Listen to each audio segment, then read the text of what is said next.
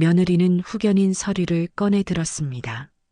아들은 제 눈도 마주치지 않았고 저는 그날 내 자식을 마음에서 지웠습니다.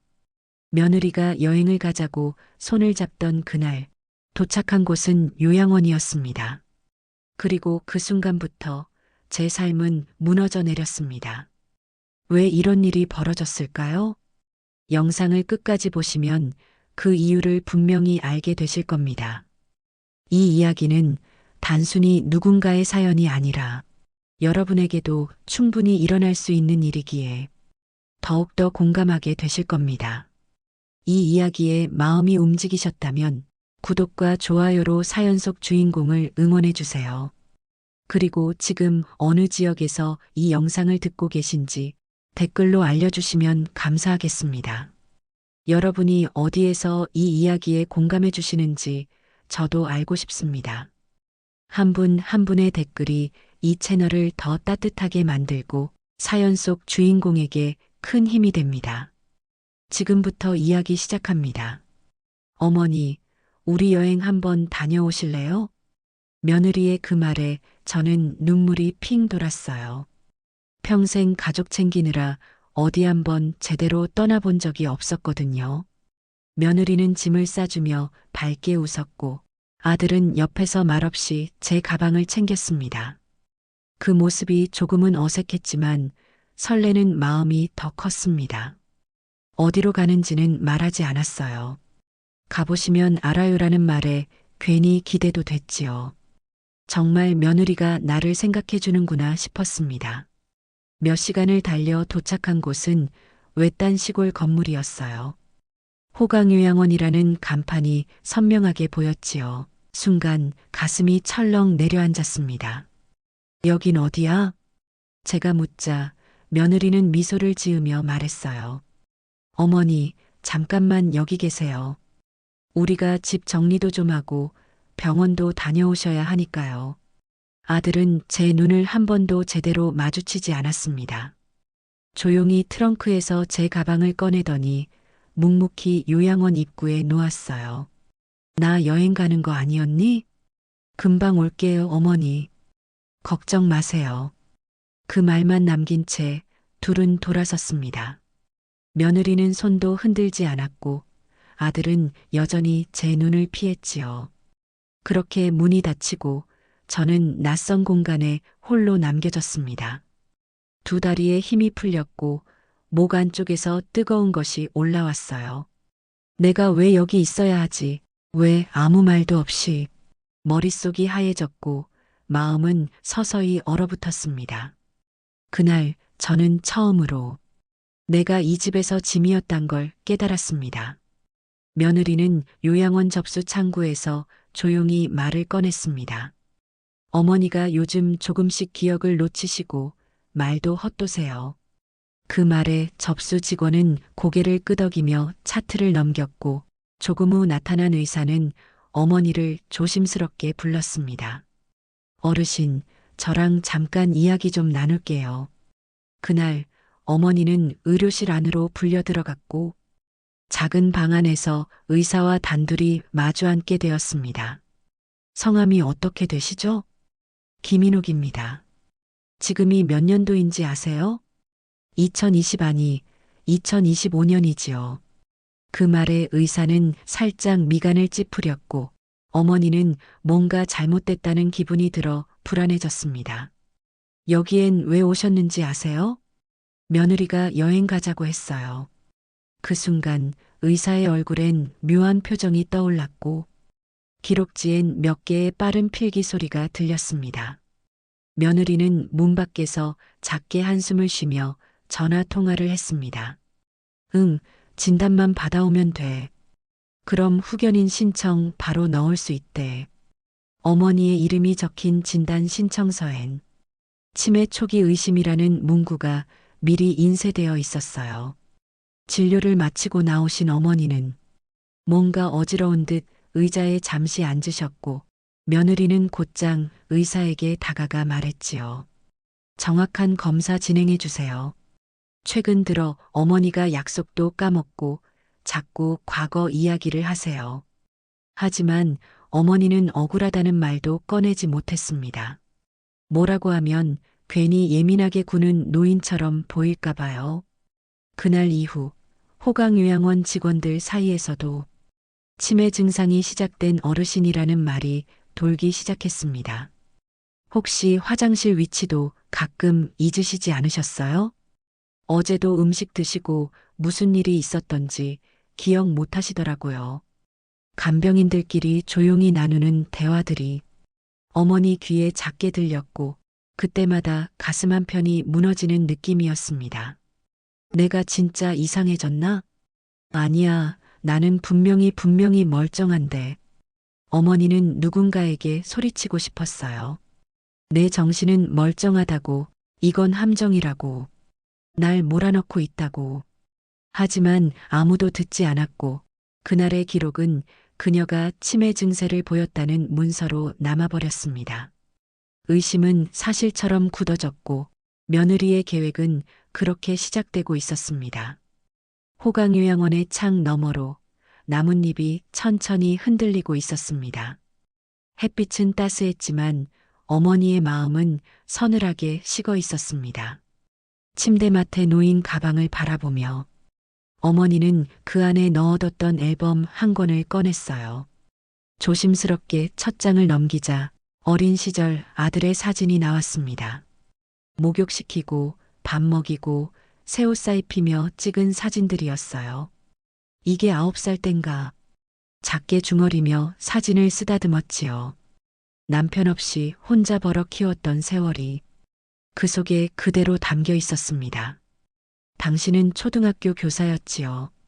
하루에 아이들 20명 가까이 가르치고 집에 돌아오면 또 하나의 아이, 바로 아들을 키워야 했습니다.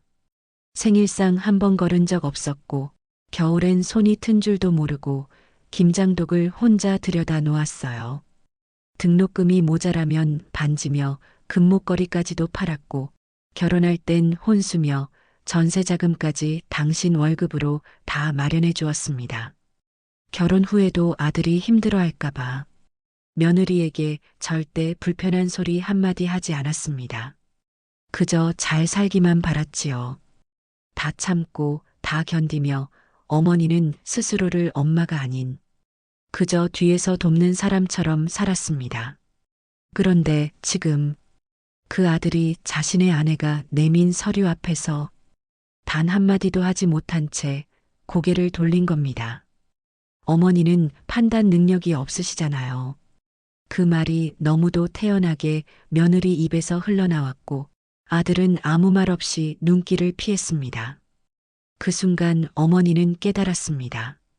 지금 이 아이는 내가 알던 아들이 아니라고요. 내가 뭘 그렇게 잘못했을까? 창밖을 바라보며 어머니는 속으로 수없이 되뇌었습니다. 아들을 원망하지 않으려고 했어요. 그러나 어느새 가슴 한가운데에서 서운함이 아닌 절망이라는 말이 떠올랐습니다. 내가 그렇게 아끼고 그렇게 아파하며 키운 아이가 지금은 내 곁에서 고개조차 들지 못하고 있다는 사실이 도저히 믿기지 않았습니다. 그날 밤 어머니는 침대맡에서 혼잣말처럼 중얼거렸습니다. 이게 내가 키운 결과란 말이지. 호강요양원 생활이 시작된 지 일주일째였습니다. 처음에는 분명 며칠 안에 나갈 수 있을 거라고 믿었습니다. 하지만 시간이 지나도 아들과 며느리는 찾아오지 않았고 전화 한 통, 문자 하나도 없었습니다. 어머니는 점점 입을 닫게 되었어요. 괜히 말 많아봤자 다 이상한 사람처럼 보겠지. 그게 자신을 지키는 유일한 방법처럼 느껴졌습니다. 낮에는 조용히 창가에 앉아 책을 읽고 밤엔 누운 채 기억을 되짚으며 마음을 다잡았습니다. 하지만 말이 없다는 이유로 간호일지에는 우울증 증세 있음, 정서 반응 저하라고 기록되었지요. 심지어 어떤 날은 직원들끼리 수군거리는 소리도 들려왔습니다. 오늘도 말이 없으시던데요. 치매 어르신들은 원래 그런 경우 많아요. 가족이 데려다 놓고 연락 없는 분들 보면 다 이유가 있더라고요. 어머니는 그 대화들이 자신을 향하고 있다는 걸 알고 있었습니다. 그럴수록 더 조용히, 더 침착하게 움직이려 했어요. 식사 후에는 복도를 걷고 계절별 날짜를 수첩에 적고 TV 뉴스 자막을 따라 읽으며 스스로를 증명하려 했습니다. 그날도 복도를 걷던 중 한 간병인이 다가와 조심스레 말을 건넸습니다. 어르신, 혹시 예전에 교직에 계셨던 분 맞죠? 네, 초등학교에서 35년 근무했어요. 간병인은 조용히 주위를 둘러보더니 작은 목소리로 속삭였습니다. 며느님이 예전에 부동산 문제로 좀 곤란하셨었대요. 저희끼리도 그 이야기 조금 들었거든요. 그땐 시어머니하고도 크게 다퉜었다고 하더라고요. 어머니는 놀라지 않았습니다. 다만 뭔가 안개 속 같던 의심이 이제는 서서히 모양을 갖추는 느낌이었어요. 그렇구나. 그래서 날 여기 보낸 거구나. 그 아이는 내가 부담이 아니라 방해였던 거야. 그날 밤 침대에 누운 어머니는 창밖을 오래 바라보다 조용히 중얼거렸습니다. 나는 정말 멀쩡한데. 근데 왜 나만 미친 사람으로 만들어지는 걸까? 그 말은 작았지만 그 방 안에서 가장 정확한 진실이었습니다. 며칠 만에 호강요양원에 방문한 며느리는 어머니 앞에 앉아 다정한 얼굴을 하고 있었습니다. 어머니, 여기 생활은 어떠세요? 음식은 괜찮고요?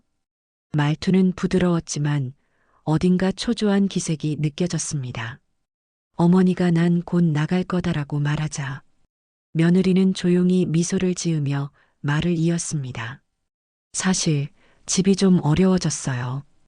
집 담보로 대출을 받았는데 상환이 막막해서요. 어머니는 그 말을 듣고도 말이 없었습니다. 묘하게 연결되는 퍼즐 조각이 머릿속에 하나씩 끼워지는 느낌이었지요. 그래서 혹시 어머니 명의로 된 아파트 있잖아요. 그거 일부라도 담보로 쓰면 좀 숨통이 트일 것 같아서요.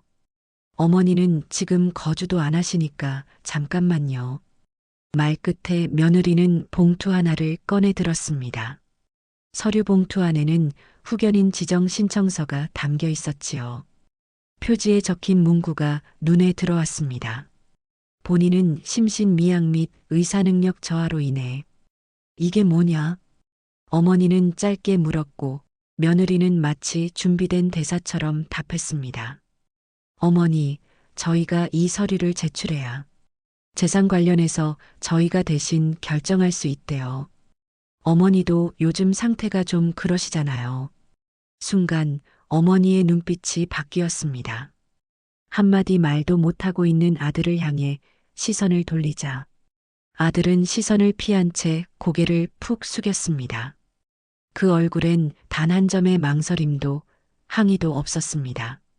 그래, 결국 이 아이는 자기 아내의 손에 어미를 맡기고도 단 한 번도 따져 묻지 못했구나. 그 서류 당장 치워라. 어머니는 분명한 어조로 말했습니다. 그러자 며느리는 갑자기 얼굴빛을 바꾸며 한숨을 내쉬었지요. 어머니, 왜 이렇게 고집을 부리세요? 우리도 정말 힘들어요.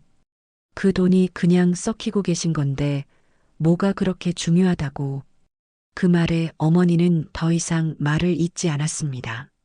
머릿속에선 수없이 많은 생각이 떠올랐지만 입 밖으로 나온 건 단 하나였어요. 이 아이들을 내가 만든 것이다. 그 순간 어머니는 마음속으로 조용히 다짐했습니다. 내가 준 것이니 내가 거둘 수 있다. 그리고 다시는 그들에게 아무것도 내어주지 않겠다. 그 말은 결심이었고 곧 이어질 조용한 반격의 시작이었습니다. 며느리의 후견인 서류를 받은 그날 밤 어머니는 처음으로 도움을 청해야겠다는 생각을 했습니다. 지금까지는 참고 넘기고 잊고 살았지만 이번에는 더는 물러서지 않기로 결심했습니다. 다음 날 아침 어머니는 간병인에게 조용히 말을 걸었습니다. 나 혹시 외출 허락 좀 받을 수 있을까? 어르신, 어디 가시게요? 잠깐 동창 만나러. 친구가 근처 병원에 있다고 해서 얼굴 좀 보려고. 요양원 측은 의외로 쉽게 허락해 주었습니다. 치매 초기 어르신이니 혼자 오래 못 나가겠지 하고 대수롭지 않게 넘긴 모양이었지요. 그날 오후 어머니는 근처 정류장에서 버스를 탔습니다. 가방엔 등본, 인감증명서, 보험증서, 그리고 며느리가 꺼낸 그 후견인 서류 사본이 들어 있었습니다. 도착한 곳은 시내 변두리의 작은 법률사무소. 예전에 교직에서 함께 일했던 후배가 운영 중이던 곳이었습니다. 선배님, 진짜 치매 맞으세요? 아니야. 멀쩡하지. 다들 멋대로 나를 만들어가고 있을 뿐이야.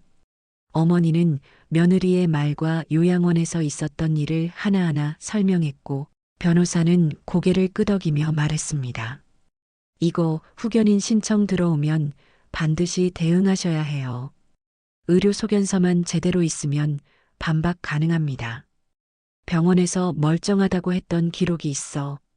며느리가 의사 앞에서 연극한 것 같기도 하고, 변호사는 진료 기록, 복사 신청부터 시작하자고 했고, 어머니는 눈을 지그시 감은 뒤 가방 속 문서 한 장을 꺼냈습니다.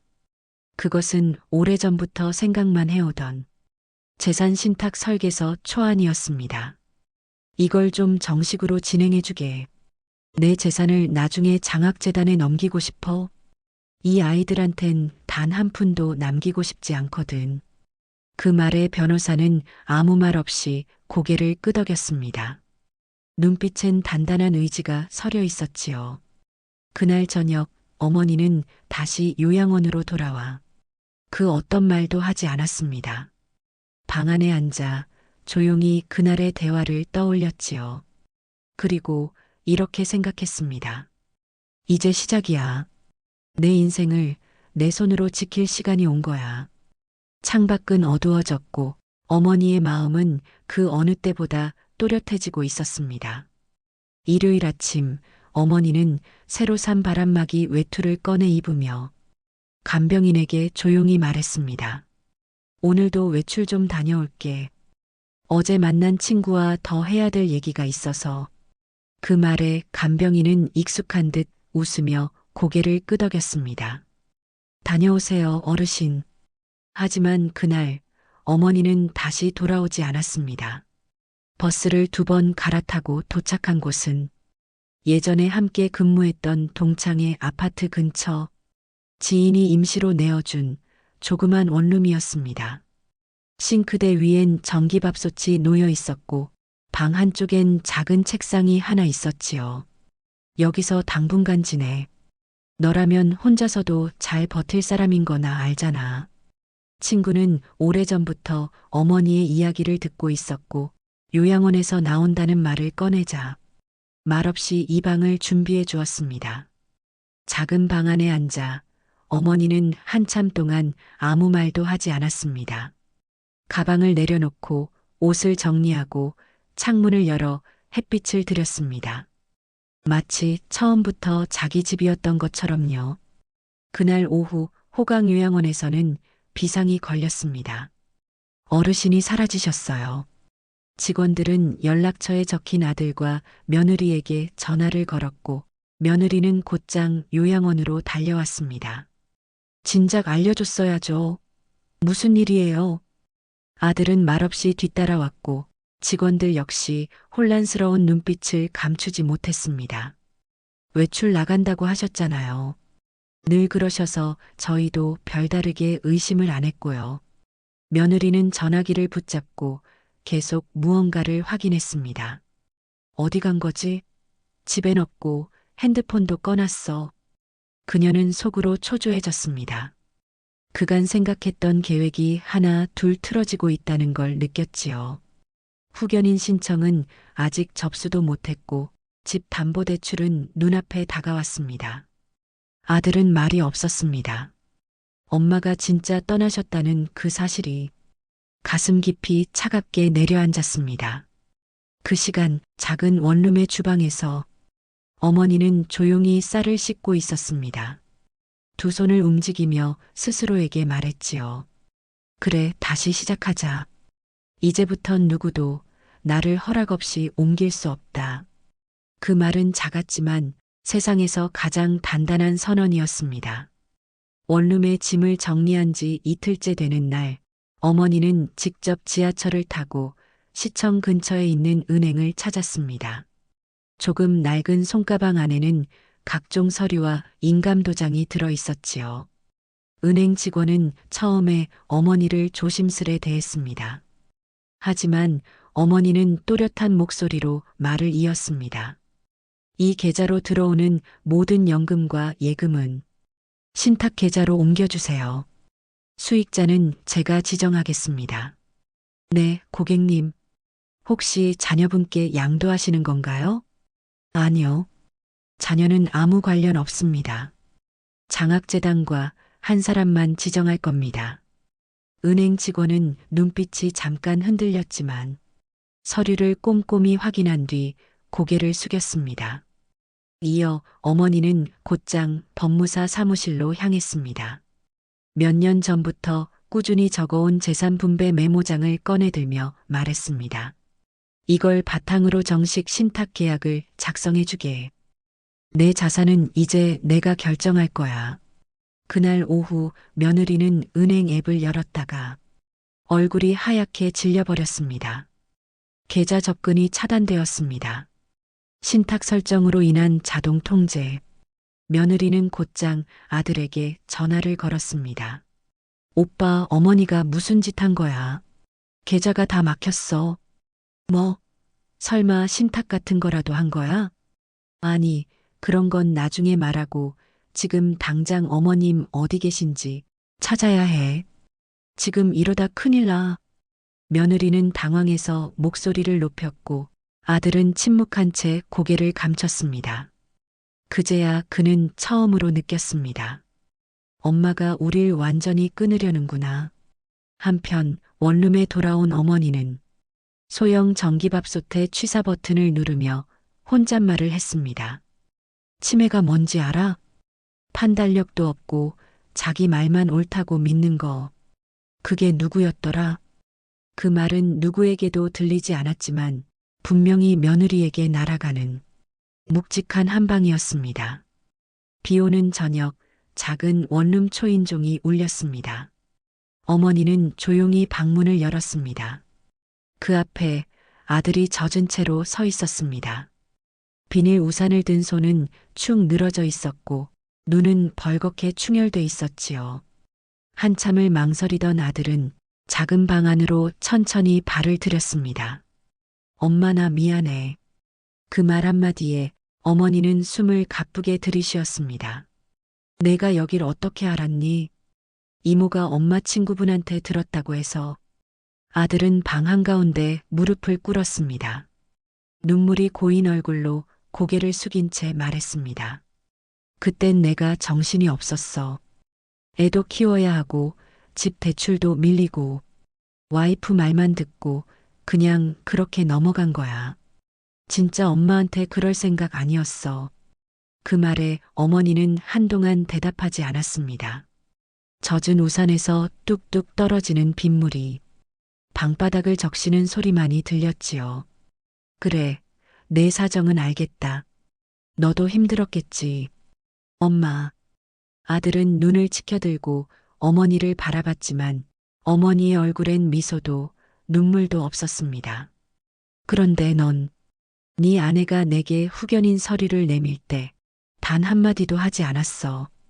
그건 넌 내 눈도 안 마주쳤다.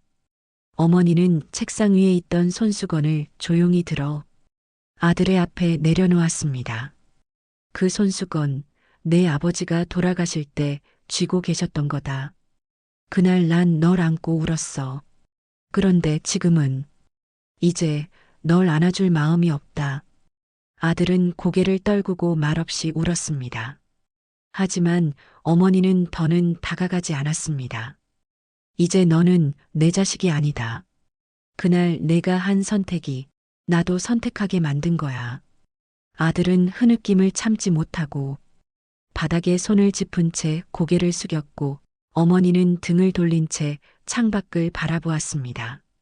그 순간 문 밖에서 들려오는 발소리. 며느리였습니다. 찾았네. 아이고, 여기 있었구나. 계좌는 왜 막았어요? 다들 미친 사람 만들더니 이제 와서 뭐 하자는 거예요? 그 말에 어머니는 아무런 대꾸도 하지 않았습니다. 그저 아주 작고 단호한 목소리로 딱 한마디를 남겼습니다. 나가라. 너희는 이제 내 세상에 없다. 그 말과 함께 방문이 닫혔고 그 방 안엔 비 내리는 소리와 끊어진 인연만이 남았습니다. 어머니는 작은 손가방을 들고 다시 호강요양원으로 향했습니다. 이번엔 가족이 아닌 당사자이자 고발자의 얼굴로 들어선 방문이었습니다. 접수대 간호사가 어머니를 알아보고 깜짝 놀랐습니다. 어르신 갑자기 나가시더니 어떻게 오셨어요? 의사 선생님 좀 만나게 해주세요. 내 진단서 다시 이야기 좀 해야겠어요. 의사는 어머니를 맞이하며 어색한 표정을 지었습니다. 김인옥 어르신 오랜만입니다. 어떻게 오셨습니까?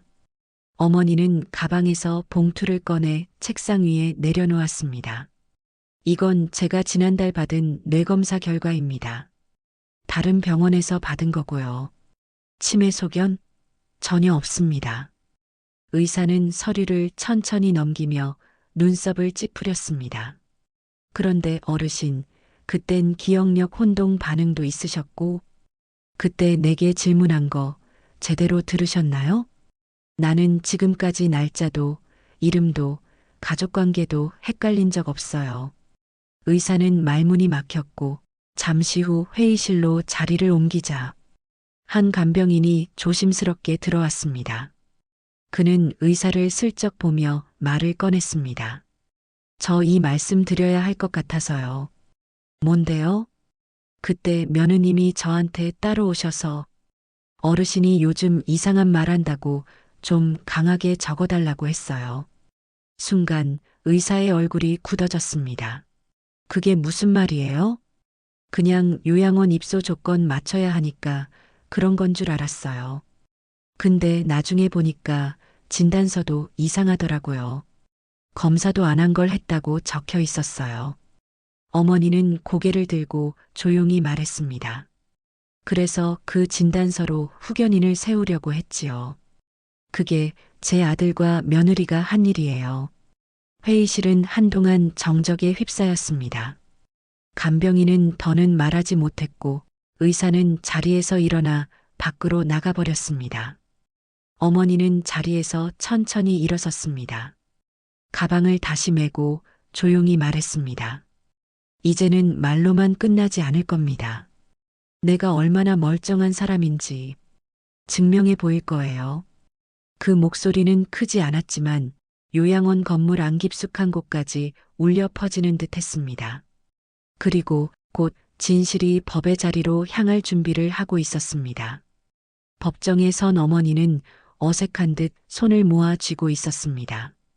조용한 재판정 한가운데 작은 몸짓으로 증인석에 앉은 그녀는 그 어느 때보다 단단해 보였습니다.